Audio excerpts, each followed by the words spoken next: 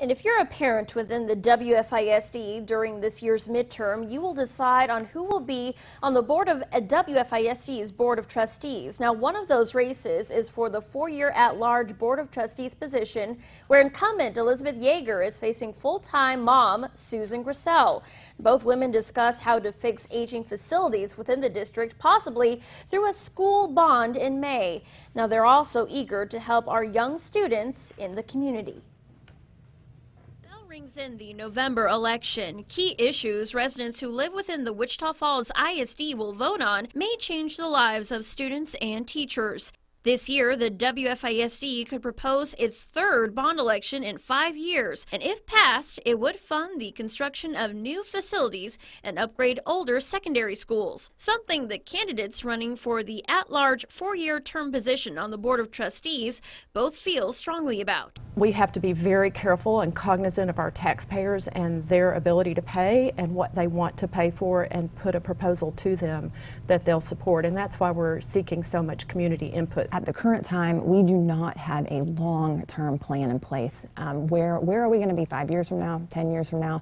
So I think it is essential that we come up with a long-term plan, and a bond could be part of the solution, but I think we need to go clean up what we're working with first before we go and ask for more from the community. As a mother of 3, first-time candidate Susan Grissel says she has a unique viewpoint to bring to the board if elected. I bring the perspective of a mom, an insider perspective that knows what's happening each day in our schools, and that perspective is not represented. And I feel it is an essential perspective as at least one of those members to be a mom with kids in the district, to know how the decisions of the board affect our kids day in and day out. Meanwhile, incumbent Elizabeth Yeager says she's eager to keep teachers here in the WFISD by increasing teacher pay and improving morale following the recent teacher walkouts all across the country. She also wants to keep certain educational programs up and running in schools. I do think it's important to think about all the wonderful programs that WFISD offers that outlying districts don't. For example,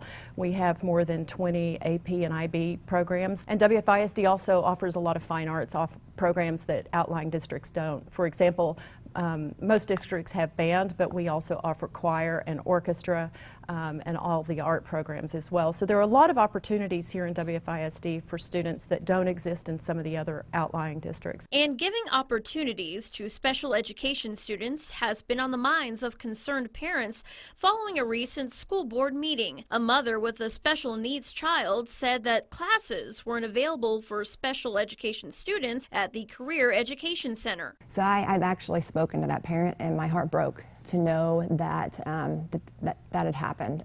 But I do feel if we could downsize and consolidate some of our campuses, we could better provide all the resources we have to all children in our district, where right now we're spread so thin. You can only get certain programs at certain schools. But integration and inclusion are big components of the mission that these two candidates are trying to push come November. On the special ed side, we offer a laundry list of programs for those students. So I don't necessarily believe that it's a one-size-fits-all. Obviously, there are parents and students who will have issues, and I hope that our administrators and staff and teachers will do everything that they can to help those families resolve those issues. For Grissel and Yeager, the kids come first, and politics are a close second.